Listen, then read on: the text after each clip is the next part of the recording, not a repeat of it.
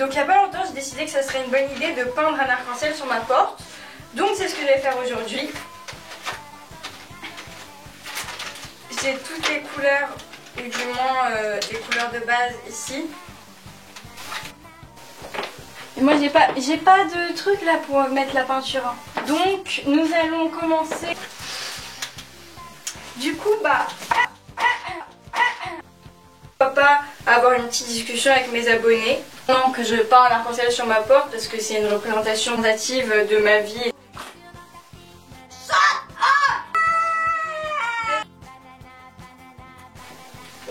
Ok, donc on commence par le rouge. Donc moi je pensais le faire là, vous voyez, donc le faire partir après de la poignée jusque là. Si vous partagez le même centre d'intérêt, la même passion pour les arcs-en-ciel que moi, n'hésitez pas à reproduire ça chez vous et à m'envoyer des photos. Je pense que ça, c'est une bonne taille.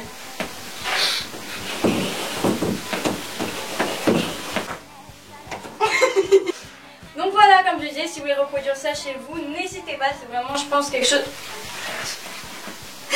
N'hésitez pas.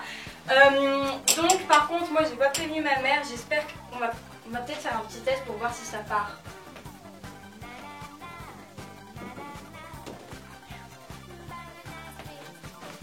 On commence.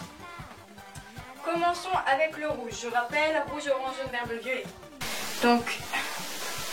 pourquoi pas parler du système scolaire puisque on est en train d'arriver à la fin de l'année et je tiens à vider mon sac parce que je vais partir du collège dans lequel je suis depuis 4 ans, ce qui n'est pas triste mais quand même un peu. Je vais devoir partir au lycée et habitant à Paris, je me retrouve face à des dizaines de choix de lycée et je sais pas comment en fait ils s'attendent à ce que nous, petites personnes, petits individus humains de 14 ans, puissent répondre à cette attente de donner une liste comme ça de choix de lycée.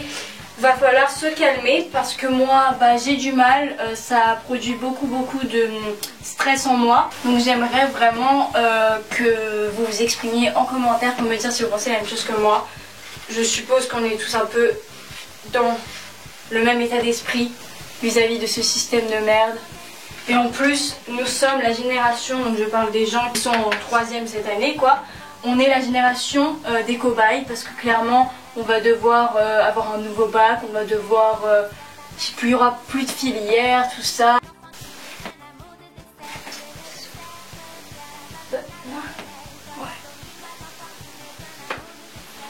Maintenant qu'on a notre couche de rouge,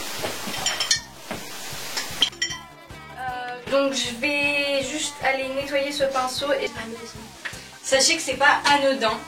Il y a vraiment une signification derrière les arcs-en-ciel. Pour moi, c'est vraiment synonyme en fait. Ah putain, c'est pas très orange. Je vais mélanger avec un peu de jaune parce que c'est pas assez orangé pour moi.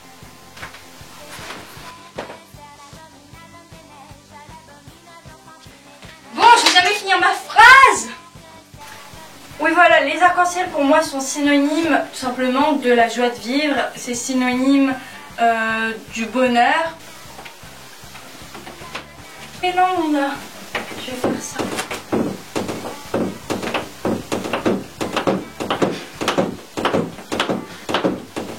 Quand j'ai commencé à faire des vidéos sur YouTube, quand j'ai commencé vraiment à tenir ma chaîne, bon, ça je sais pas s'il y a beaucoup de gens qui le disent, mais en vrai il y a vraiment une pression. Genre tu te dis je suis pas assez drôle, je suis pas assez intéressante, et c'est pour qui vraiment requiert une confiance en soi assez développée. Genre par exemple, je suis sûre que vous avez déjà vu quand vous regardez une vidéo, vous avez dû remarquer que la personne avait pas vraiment confiance en elle, et ça se voit en fait dans la façon dont elle agit, comment elle parle, puis même, enfin ça se voit en fait quand les gens n'ont pas assez confiance en eux, que ce soit même dans la vie quotidienne, et qui du coup essayent de se façonner un peu à partir d'autres personnes, vous voyez ce que je veux dire. Et je dis tout le temps ça à mes abonnés qui veulent genre commencer YouTube, qui me disent ouais tu pourrais me donner des conseils et tout pour commencer. Même si ça paraît tellement stupide dit comme ça, mais c'est d'être soi-même et vraiment essayer d'avoir un univers qui est propre à soi-même lors de ces vidéos, que ça soit vraiment représentatif en fait. Et moi c'est ce que j'essaye de faire et c'est pour ça que juste des fois bah je me dis non ça c'est pas assez moi cette vidéo, ou c'est pas assez représentatif de vraiment ce que j'aime, ce que je veux faire passer comme message. Et du coup bah c'est pour ça que des fois je m'engouffre et je poste plus. Oh my god! Ça c'est... Non.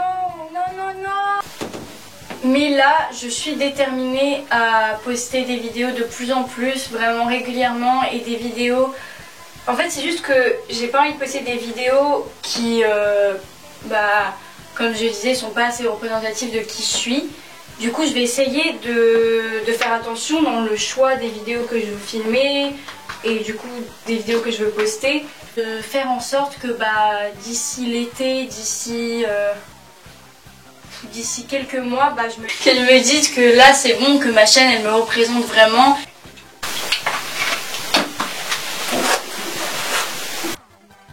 Je pense que ce bleu là fera l'affaire, de toute façon j'ai pas trop le choix en fait. Et aussi, je sais pas si à l'heure où je fais cette vidéo mon home tour sera sorti avant ou après, mais je compte vraiment tourner, genre là dans les jours qui suivent mon home tour.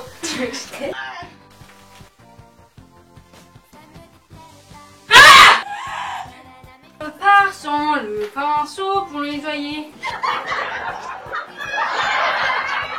J'ai bien envie de parler de la pression qu'il y a pour avoir un certain corps, sachant que là on est vraiment dans la période où cette pression est à un level extrême, puisqu'on arrive en été, et qu'ils adorent nous mettre des petites pubs pour perdre 10 kilos, ils adorent nous mettre dans notre fil d'actualité.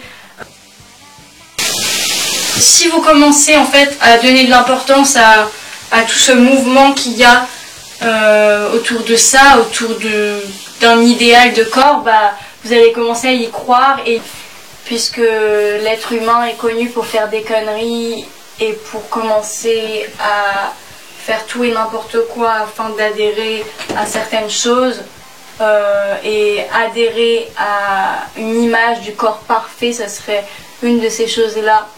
Parce que tous les jours, dans la vie de plein de personnes, c'est vraiment un problème. Et c'est même, croyez-moi, hein, je le dis pas tout le temps comme ça, je suis pas là en train de vous montrer que je me sens pas confiante, mais je ne suis pas toujours confiante. Il y a vraiment des moments où mon estime de moi-même elle est très basse. Ouais, du coup, je pense que c'est vraiment important de s'exprimer sur ce sujet pour que en fait, ce que vous voyez sur les médias ne soit pas que les personnes qui disent haut et fort, vous devez tous ressembler à ça. Tiens, j'ai 10 conseils top pour que tu ressembles à ça. Non, putain, j'arrive plus à parler.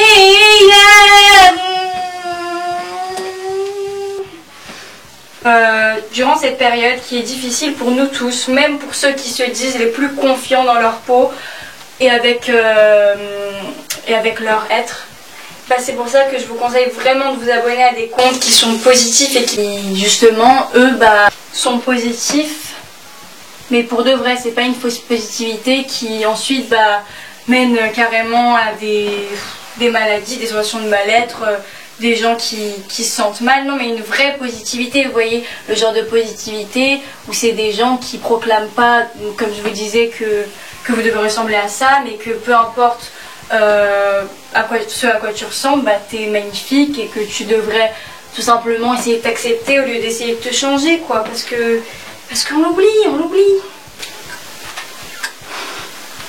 Oui, comme tu me disais, parce que on peut facilement l'oublier en fait. Moi par exemple, je peux très bien me prendre en exemple, c'est parfait, hein, au moins ça aura servi à quelqu'un. Toute l'année dernière, il y a énormément d'ailleurs d'abonnés qui me connaissent grâce à ça. Toute l'année dernière, je tenais un compte de sport. Au début, franchement, tout se passait bien et je faisais un peu de sport comme ça. Enfin bon, voilà, j'en faisais pas intensément ni rien.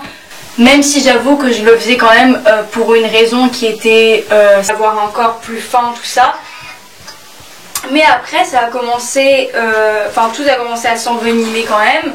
Et je suis tombée entre guillemets dans le piège. J'ai commencé vraiment à manger moins, voire ne pas manger du tout certains jours.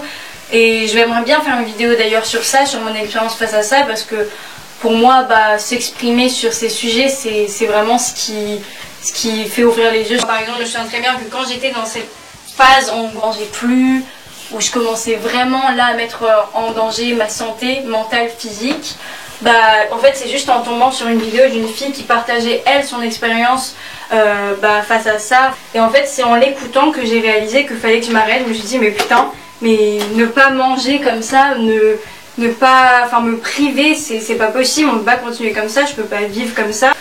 J'ai eu ce qu'on peut appeler un déclic. Et je me suis dit non, merde, non, voilà. Merde. Non.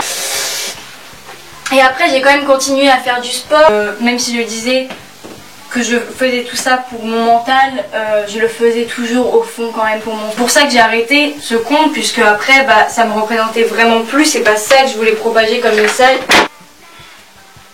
Oh regardez, un arc-en-ciel se forme. Mélanger du rouge et du bleu afin de faire du violet. Et donc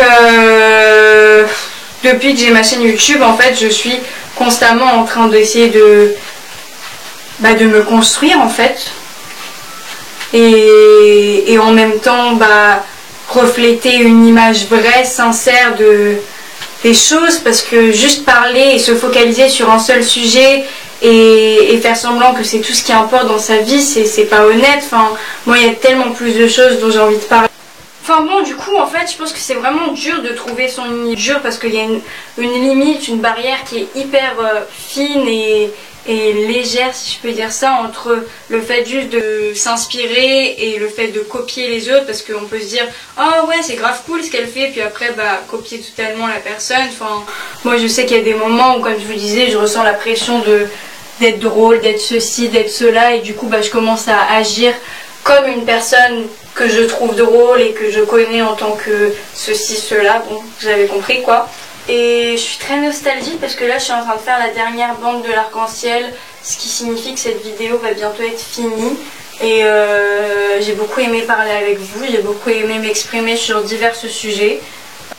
Et n'hésitez pas surtout à venir me voir en privé, peu importe quand. Je le dis tout le temps ça, mais je veux que vous me voyez comme une amie, je veux que vous me voyez comme quelqu'un qui a une proximité envers vous et non pas une distance. C'est pour ça que je me donne pas des étiquettes comme étant youtubeuse ou influenceuse, parce que je suis rien de tout ça. Moi je suis juste Émilie, la petite meuf qui fait des vidéos dans sa chambre et qui peint des arcs-en-ciel sur sa porte. Et vraiment je veux que vous n'oubliez pas ça, que ça sort pas de votre tête, parce que vraiment ça me fait tellement plaisir d'essayer de vous aider et de communiquer avec vous. Donc voilà, juste venez me voir si un jour vous ne sentez pas confiance, si ce mouvement, cette vague de tu dois ressembler à ça par exemple, ou alors si juste il y a une vague par exemple d'examen qui arrive, que vous sentez stressé, que vous avez peur de je sais pas, de faire des conneries, et parce que vous êtes vraiment une communauté naissante mais incroyable, et c'est ça la raison majeure pour laquelle je veux m'investir plus sur YouTube, et que je promets là aujourd'hui maintenant que je ferai plus de vidéos, et des vidéos intéressantes et des vidéos comportant des messages positifs. Donc voilà, je promets, je fais le serment devant cette caméra qui en fait n'est pas une caméra. Faut pas que j'oublie que cette caméra c'est juste en fait une métaphore, une personnification de mes abonnés. Donc voilà, ouais, voilà.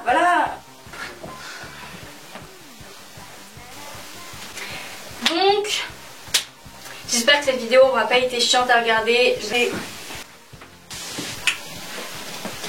Aimez les autres, aidez les autres, et surtout aimez-vous et aidez-vous. Voilà, on se revoit très vite.